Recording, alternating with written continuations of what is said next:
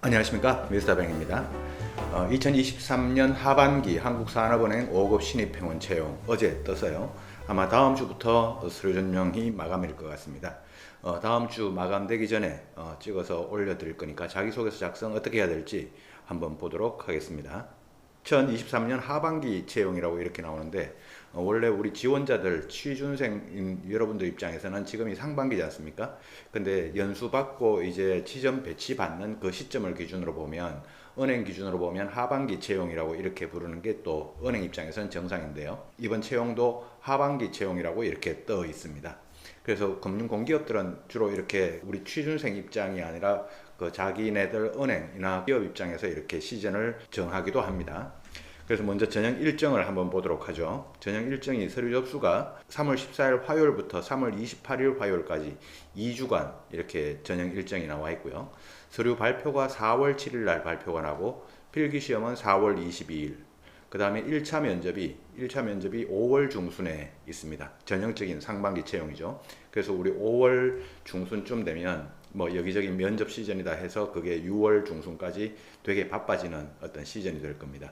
그래서 지금 이번 상반기 채용에서 먼저 자기소개서를 이제 한번 볼 텐데 최종 발표가 이제 6월 중순에 나고요. 그래서 6월 중순부터 해서 뭐 7월 달부터 연수가 들어가면 연수 받고 9월 달부터 이제 지점 배치 또는 부서 배치가 되면 그게 이제 하반기 시즌이 되니까 이렇게 하반기 채용이라고 이렇게 이름을 부릅니다.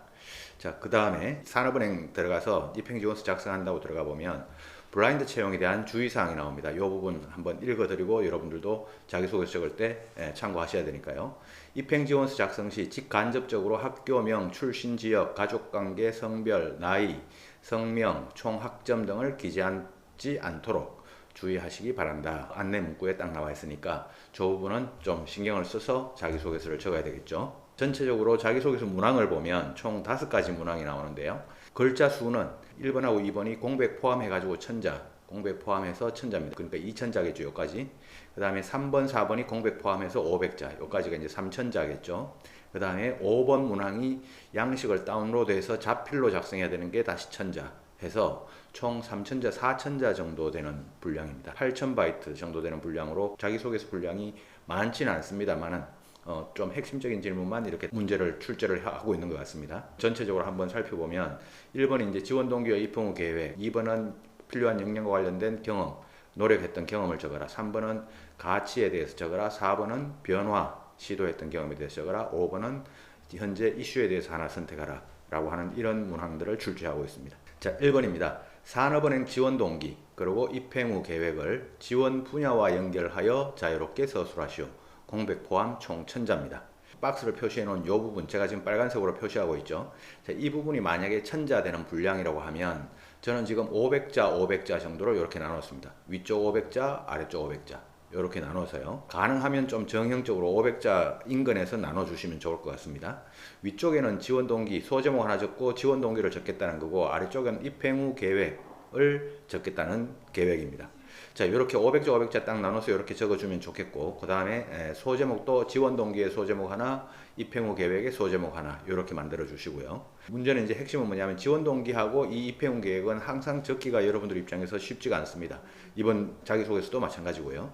그래서 포인트를 보면 산업은행 지원 동기, 자기소개서를 많이 읽어보다 보면 우리 취준생분들이 우리 산업 전반에 대해서 우리 경제에 대해서 또 거시경제 또 거기에 대해서 공익성 이런 부분들을 많이 강조하십니다. 그게 잘못됐다는 게 아니고 주로 많은 분들이 그렇게 쓰다 보니까 어떻게 하면 그 이야기 말고 조금 더 구체적으로 적어볼 수 있을까라고 하는 그 부분이 포인트가 될 것 같고요. 자, 입행 후 계획도 마찬가지입니다. 자기소개서를 잘 적으려면 여기 이제 지원 분야와 연결하여 자유롭게 작성하라 라고 되어 있지 않습니까?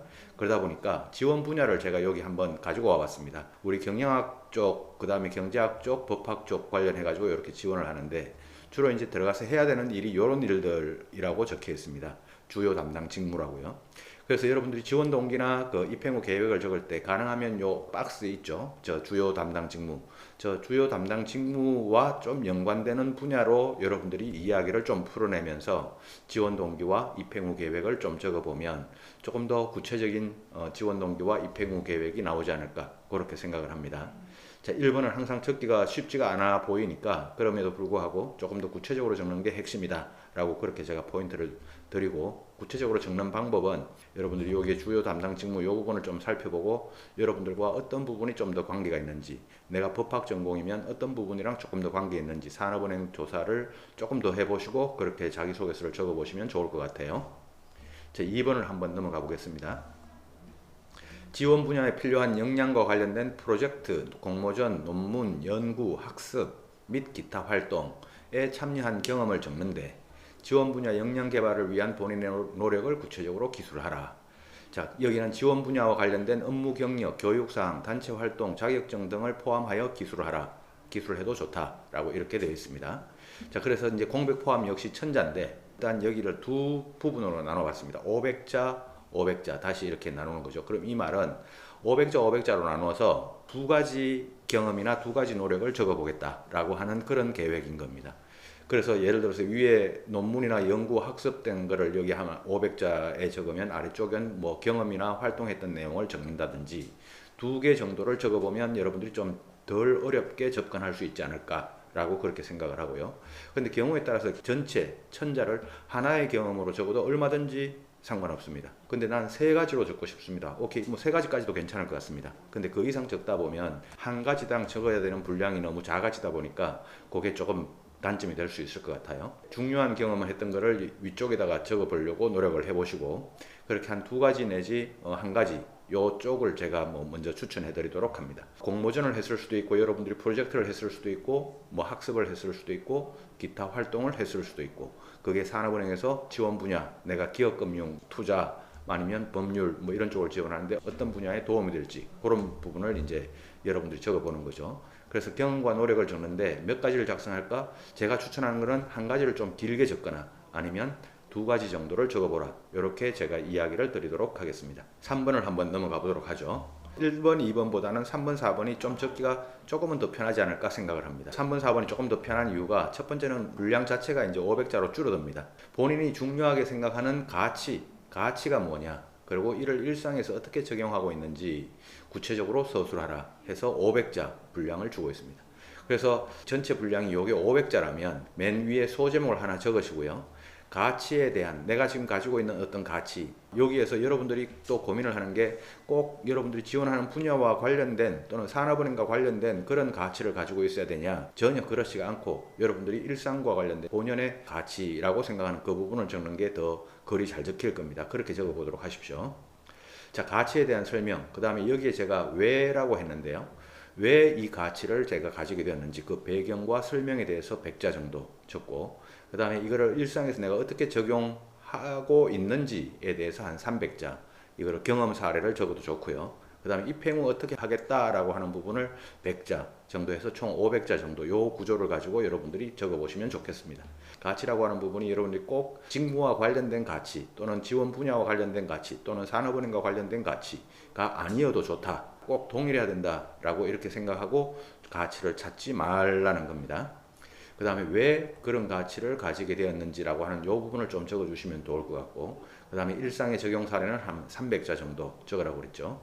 그래서 이 3번에서 포인트는 이 가치라고 하는 게 산업은행 또는 지원 분야 또는 직무와 관련된 가치여야 되냐, 꼭 아니어도 된다 그랬죠. 그 다음에 왜 그런 가치를 가지게 되었는지를 한번 적어보자. 이렇게 제가 설명을 드리도록 하겠습니다. 4번도 이제 3번하고 구조가 비슷할 텐데요. 기존의 프레임, 일하는 방식이나 주어진 여건 등을 탈피하여 새로운 변화입니다. 3번에서는 가치였고 이번 4번에서는 변화입니다.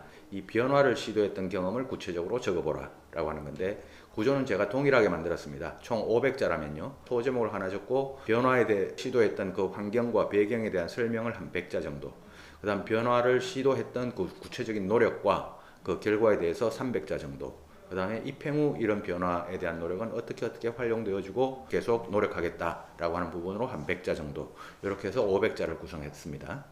자, 여기도 이제 처음에 배경이나 상황에 대한 설명 한 100자 정도 적으라고 했죠.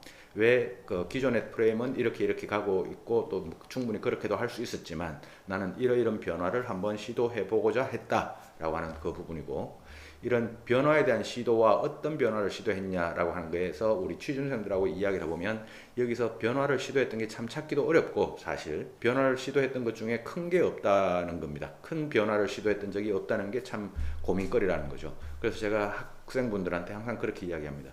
큰 변화를 시도했던 게 이게 중요한 것이 아니라 네가 생각했던 게 얼마나 신선한 생각이었냐, 기존의 틀에서 얼마나 벗어나는 신선한 생각이었냐 라고 하는 이게 중요한 거니까 변화했던 시도의 크기를 가지고 여러분들이 에피소드를 찾으려고 하지 마시고 신선하게 변화를 추구했던 경험, 그런 부분이 있으면 4번 적기가 좀 더 수월해지지 않을까 생각을 합니다.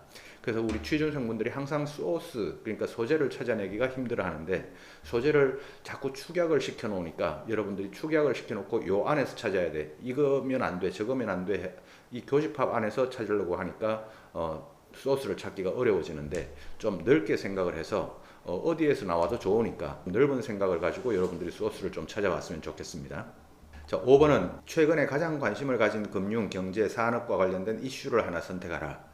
그 선택한 이유, 그 다음에 그에 대한 본인의 의견과 경험 등을 에세이 형식, 서론, 본론, 결론으로 서술을 하라. 양식 다운로드 받아야 되고요. 그 다음에 자필로 적어야 되고, 그 다음에 천자 정도로 분량이 정해져 있습니다. 여기에다는 뭐 소제목, 맨 앞에 소제목은 반드시 필수는 아닙니다. 이 부분에서요. 자, 서론을 한 200자 정도로 구성을 하고, 본론을 한 600자 정도로 구성을 하고, 결론을 한 200자 정도로 구성을 하고, 그래서 분량을 먼저 여러분들이 딱 구획을 정리를 해놓고요. 자, 먼저 소제목을 작성할까 말까. 소제목은 여기 있어도 좋고 없어도 좋고 상관없다고 했습니다. 서론 부분에서 200자 부분이겠죠. 왜 이런 이슈가 나한테 더 관심거리로 다가왔는지, 왜 나는 이 이슈에 대해서 관심을 가지게 되었는지, 그 부분에 대해서 여러분들이 좀 적어주는 게 중요할 것 같습니다. 선택한 이유, 요거는 서론 부분에 적는 게 좋겠습니다. 그에 대한 본인의 의견과 경험은 본론 부분에다가 적는데, 두 가지 이상, 한 600자 정도를 본론 부분에 제가 적으라고 했으니까 한 두 가지 이상이 나올 겁니다. 첫째, 둘째라고 하는 요 표현을 적으면서 여러분들이 글을 적어보자 라는 거고요. 그 다음 결론은 제가 한 200자 정도라고 했죠. 그럼 어떤 뭐 금융이나 경제, 뭐 산업 이슈를 선택할 거냐, 이거는 완전 자유입니다. 최근에도 뭐 뉴스가 많이 나오고 있습니다. 은행권에 대한 변화라든가, 미국의 민간은행이죠, SVB의 파산이라든가, 금융위기의 어떤 전조라든가, 산업에 대한 또는 금융에 대한, 경제에 대한 이슈는 최근에도 아주 많이 나오고 있으니까 그 부분에서 여러분들이 자유롭게 선택을 하셔도 좋습니다. 그런 주제도 많이 선택하실 것 같습니다. SVB라든가. 자, 그런 주제도 얼마든지 선택해도 되죠.